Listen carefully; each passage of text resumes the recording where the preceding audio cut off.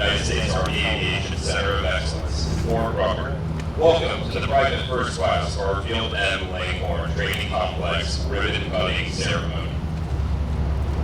Joining us today from the Aviation Center of Excellence Command Team are Major General Claire Gill and Dr. Fran Gill, Commanding General. Mr. and Mrs. Stewart, Deputy to the Commanding General. Chief Warrant Officer 5 and Mrs. Slider, Chief Warrant Officer of the Aviation Branch. Command Sergeant Major and Mrs. Davila, Aviation Branch Command Sergeant Major. Distinguished guests include the Honorable Katie Britt and Mr. Wesley Britt, Senator, U.S. Senate. The Honorable Tommy Tuberville, Senator, U.S. Senate. The Honorable Barry Moore, Representative, U.S. House of Representatives. Other state and local officials and special guests. And finally, a special welcome to our recently recognized Wings of the Wiregrass in attendance today.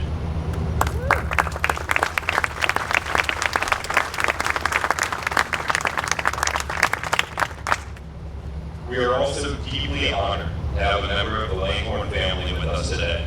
Please help me welcome Ms. Monica Dawn, niece of Private First Class Langhorn.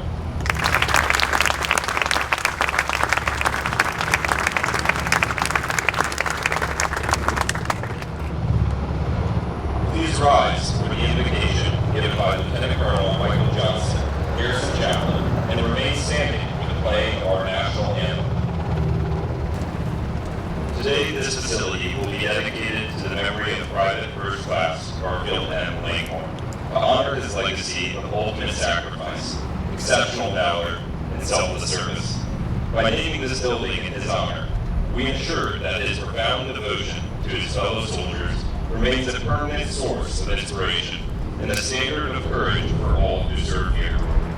Private First Class Langhorn distinguished himself while serving as a radio operator with Harley Troop, 7th Squadron Air Mobile, 17th Cavalry, 1st Aviation Brigade, near Clay Jaring, Baikou Province, Vietnam.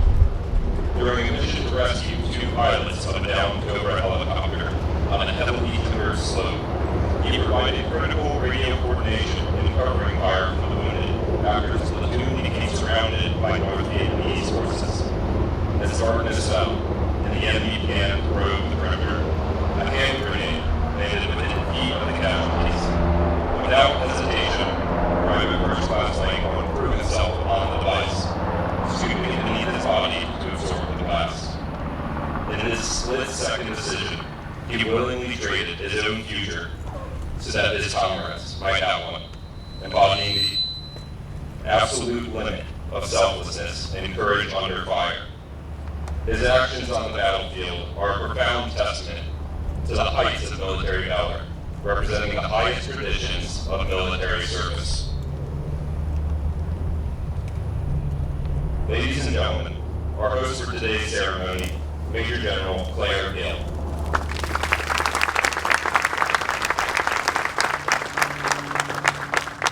Good morning and welcome to Fort Rucker, welcome to the home of Army Aviation. One of the things I'll admit right off the bat is I generally leave as little logistical planning to fate, and I did not think about whether or not we had a note amount for a helicopter. So either that helicopter taking off during that citation was my huge failing in planning, or it was the genius of the divine. I'll leave it to you. Well, I want to welcome all of our distinguished guests here today. We don't get this kind of a crowd often. It is absolutely wonderful to have you here. Welcome to Fort Rucker and the home of Army Aviation. I want to thank everybody for joining us for this momentous occasion, the memorialization and ribbon cutting ceremony of the PFC Garfield and Langhorn Training Complex and Barracks. Before we begin, I just want to recognize and thank our congressional delegation for their steadfast support of Fort Rucker and the men and women who train and serve here. We appreciate the continued advocacy of Senators Katie Britt, Tommy Tuberville, and Congressman Mike Rogers, and Congressman Barry Moore. Their leadership and commitment to our soldiers and to military readiness make a lasting impact on this installation and the lives of the soldiers who train here. Well, today we do more than open a building. We carry forward a legacy of an American hero, and it's our distinct honor to to name this state-of-the-art facility in recognition of Private First Class Garfield Langhorn, a recipient of our nation's highest military decoration, the Medal of Honor. And I should note, the most recent award of that impressive medal went to an Army aviator just months ago, and we're very proud of him as well. Well, in Vietnam, while serving as a radio operator in Troop C-717 Cav of the 1st Aviation Brigade, that is now housed right here, PFC Langhorn made the ultimate sacrifice. On April 7, 1969, with complete disregard for his own safety, he threw himself on an enemy grenade to shield several of his wounded comrades. By absorbing that blast with his body, he literally gave life to many families today that may have never been. In 1970, for his extraordinary act of valor, President Nixon posthumously awarded the Medal of Honor to his family. In 1998, his legacy was permanently etched in our branch's history with his induction into our own Army Aviation Hall of Fame. We're incredibly privileged to have his niece, Miss Monica Dawn, with us today. Ms. Dawn, on behalf of the entire Army Aviation family, I just want to say thank you for joining us and being a part of this.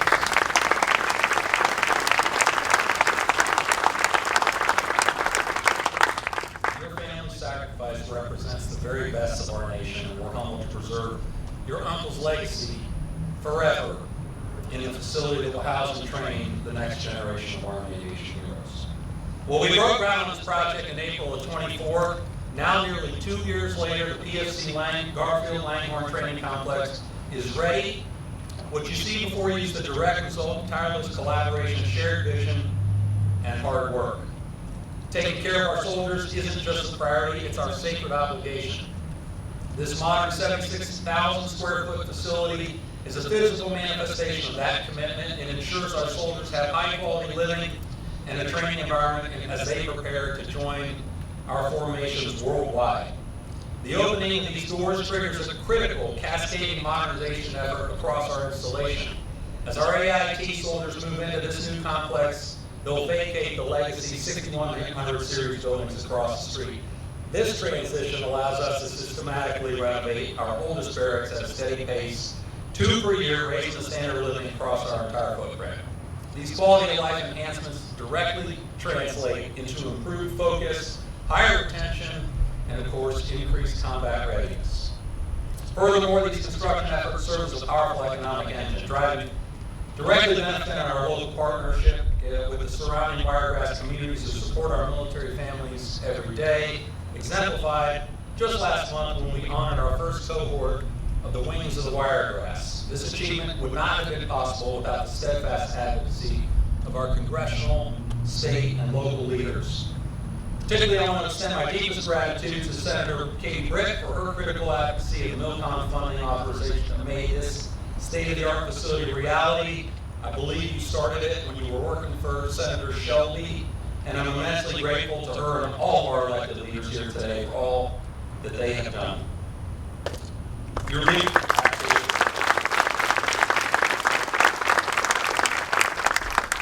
leadership of our elected officials ensures that Fort Rucker remains the absolute cutting edge of modernization for our Army. This facility will serve as the premier state-of-the-art complex for training and housing our future aviation warfighters.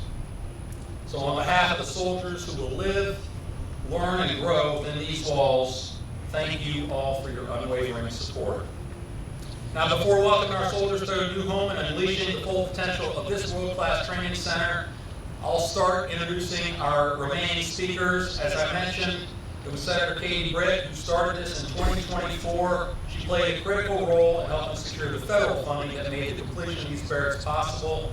Her leadership, along with the other elected officials, has made this improving quality of life of our soldiers a top priority and help turn this vision into reality.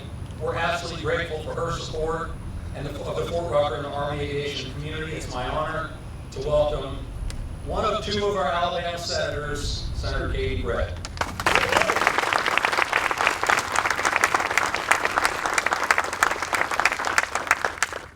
Thank you so much, General Hill. Thank you for that introduction and for all that you do here on base and for the men and women that serve here.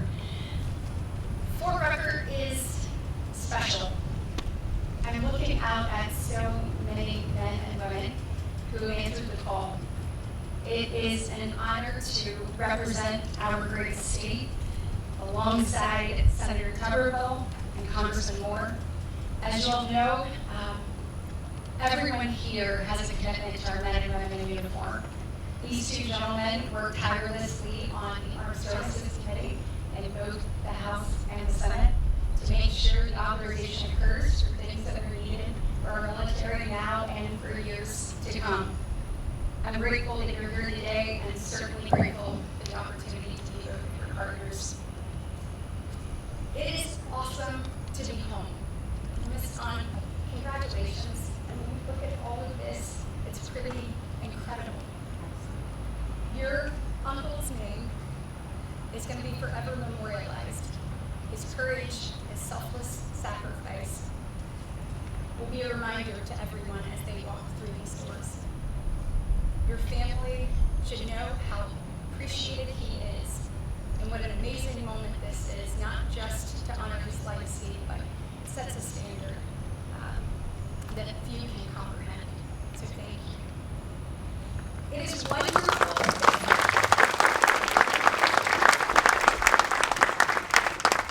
It's great to be home, not just in Alabama, but home in the Wiregrass. Today's milestone for Army Aviation in Fort Rucker and for the soldiers who's going to call these barracks home is incredible.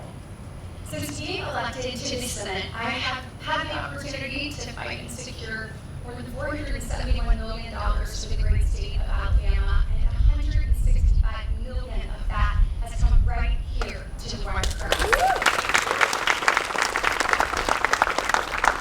Today we're here to talk about probably one of the most special and personal CDS requests that I have ever made. Not only because it was my very first one, it is also because it's the largest one that I've ever had the opportunity to achieve. This to me was about supporting our men and women in uniform, but when I mention it's personal, it's because I know all of you. When you grow up in a place like Enterprise, like the Wiregrass, you see the sacrifice of our servicemen and women each and every day.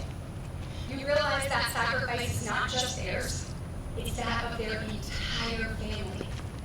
Because you sit in classrooms with your children, while their parents may be gone for months on end, some never having the opportunity to return home.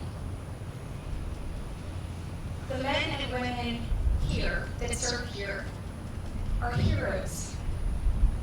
They deserve the quality of life and experience that their sacrifice put forth endures. I know that this is going to modernize the living conditions for aviation soldiers and training, and it's going to provide them with the facilities that have long awaited. Look, this has been a long time coming.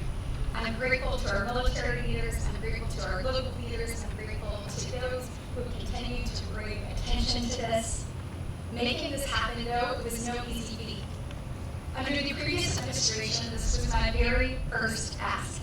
It was my number one priority, $41.7 million to allow for the challenges with the process. We wanted to strip these things out of the bill. I think today serves as a reminder of how important elected leaders having the opportunity to make an impact in their community, to fight for the people they serve is. The Wiregrass here, we don't just support American heroes, we know you.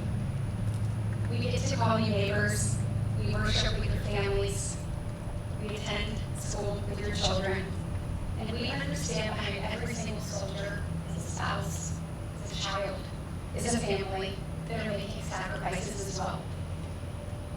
We have to ensure that our soldiers have the most up-to-date facilities as they prepare to defend our nation. This year, America celebrates 250 years of freedom as a land of enduring opportunity.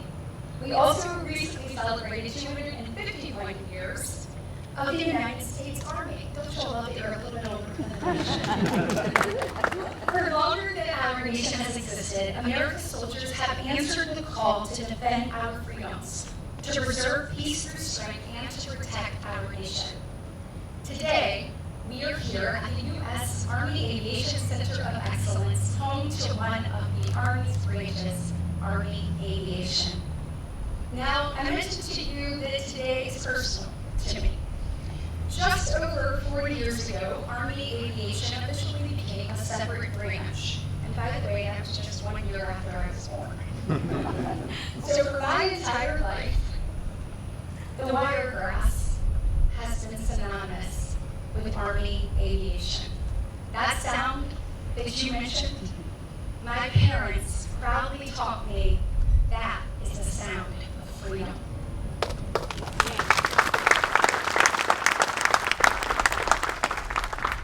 And during this time, Army Aviation has transformed the battlefield. It has proved to our nation and the world the strength of our strategic air operations. From the legendary Apache that has protected our nation for over 5 decades, to the Black Hawk that I have been privileged to fly in, to today's cutting-edge unmanned aerial vehicles. These aircraft, and more importantly, the men and women who pilot, maintain, and support them, are integral to the military's combat operations and missions, and the defense of our great nation. That's why improving our soldiers' quality of life is a critical piece to ensuring their readiness for their important missions ahead. In closing, I am grateful for the leadership of President Trump and for our Secretary of War and the men and women sitting in front of us. There has never been a more important time to invest in America's military and national defense. There is no doubt that we face increasing threats from across the globe. I remain committed to ensuring that our warfighter is the best trained, equipped, and ready across the planet.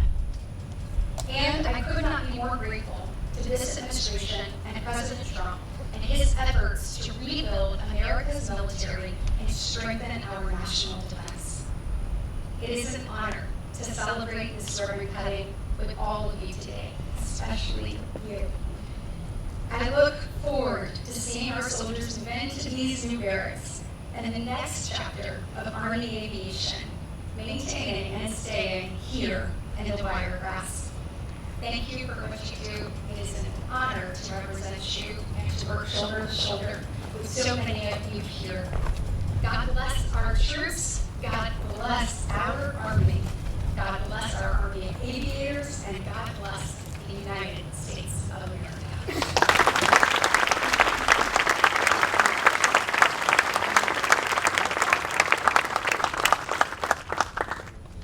Ladies and gentlemen, it is my great pleasure to introduce our next guest speaker, the Honorable Tommy Tuberville, U.S. Senator, Alabama.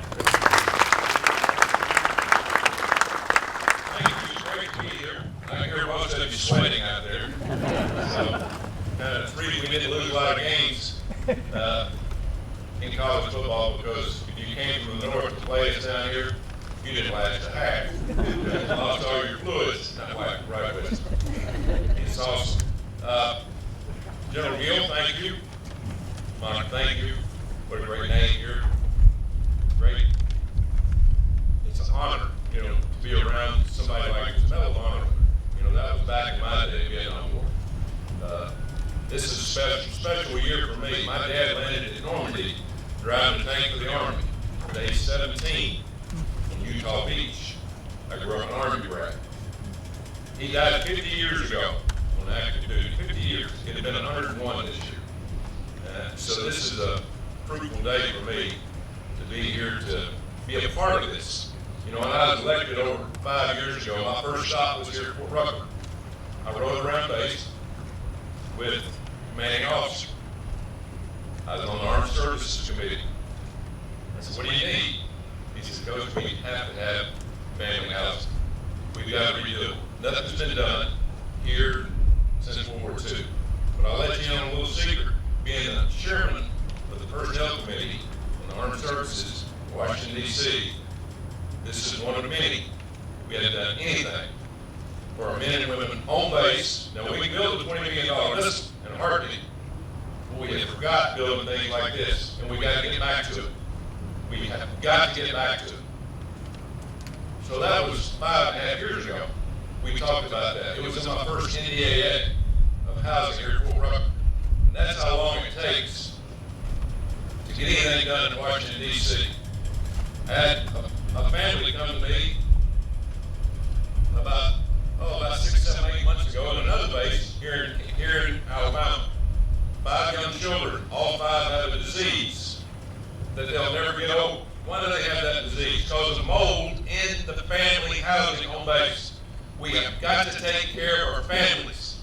When the men and women are on active duty overseas, they have to be taken care of. Have to be taken care of. And I challenge Katie and Barry to get this done. This is my last 6 months. But we have got to take care of the men and women on base. We live in the greatest country on the face of the earth. If we can't take care of the men and women and the families that fight to defend this free world, then we're cutting short. So I want to thank all of you for being here. This is a special day. This was a dream. Senator Shelby and I looked at it and we came down together after the first year. This is a dream, but it is a dream that's going to catch on all over the country and all over the world. Any military base has to have housing that's worth living in. And again, we've got a lot of them like this. And again, I want to thank all the people that fight for our country, and especially the families and the kids that are left at home. We have wars going on like we have now in Iran, like we have in the Middle East. There's people that are forgotten. We can't forget them. We have to take care of them. And things like this will make a difference. Will make a difference. Our recruiting, being on the personnel committee, our recruiting has skyrocketed since President Trump came aboard. It was declining about as fast as it's going up now under the last administration. There has to be emphasis put on protecting the warfighter and their families. And that's the reason we're here today. So again, thanks to Fort Rucker. Everywhere I go, I've been in military bases all over the world the last 6 years. And there's not one of them I go to, Coach, I did my training at Fort Rucker. It makes you feel good about it. It really does. We do a lot of great things for the military on all phases, all parts of the military, all over the world. But really the training that goes on in this state is awesome. So thanks for everybody being here today. This is a great day. This doesn't need to stop here. It needs to continue to grow here and all the bases all around the world to help the families. Because if we don't help the families, we're not worth the ground that we live on. We're not worth it. So let's take care of it. So God bless all of you. God bless President Trump. God bless our troops. And God bless the greatest country on the face of the earth, the United States of America. Thank you.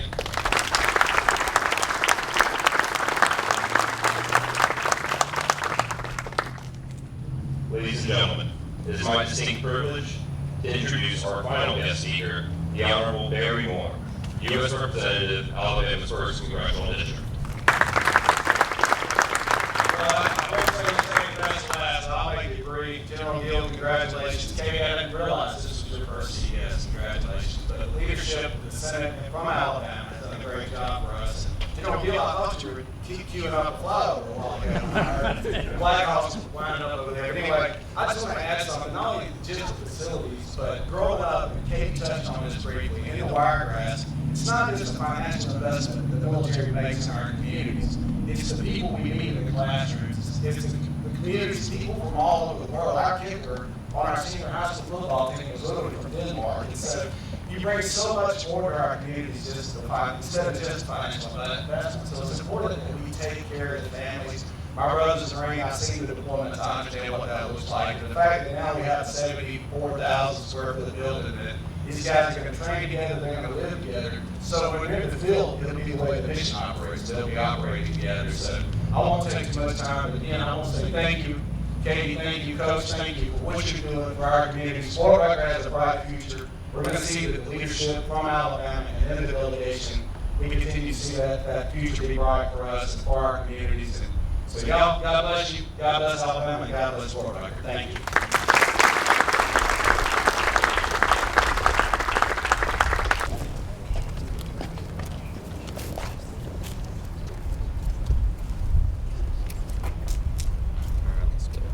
left hand on the ribbon there.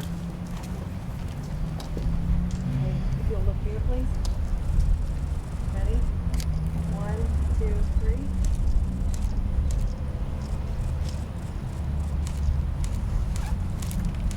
There, all the rest. Go ahead. Are you good? Yep. Ladies and gentlemen, please join me in the countdown for the ribbon cutting from 5 to 1. Put a little tension. 5, 4, 3, 2, 1. Keep it open. All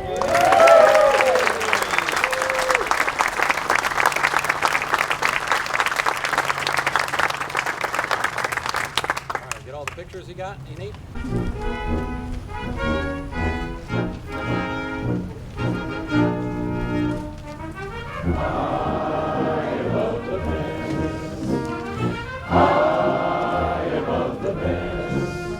We are Army Aviation, USA, proud and strong, we meet the test.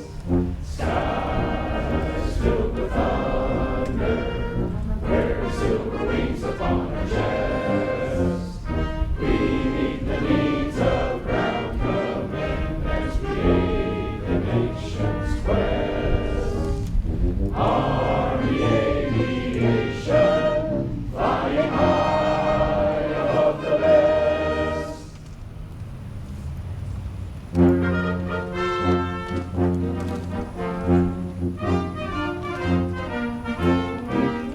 March along, sing our song, we're the army of the free.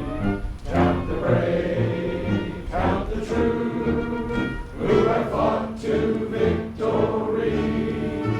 We're the army and proud of our name. We're the army and proudly proclaim. First to fight for the right and to build the nation's might. Then the army goes rolling along. Proud of all we have done, fighting till the battle's won. Then the army goes rolling along. And it's high, high, hey, the army's on its way.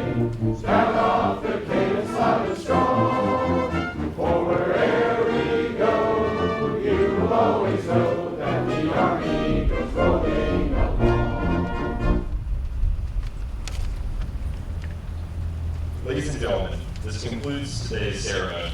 Please remain in place and allow the official party to move into the training complex. You are welcome to join us inside the building for a reception as we celebrate this momentous occasion. Thank you all for attending today's event.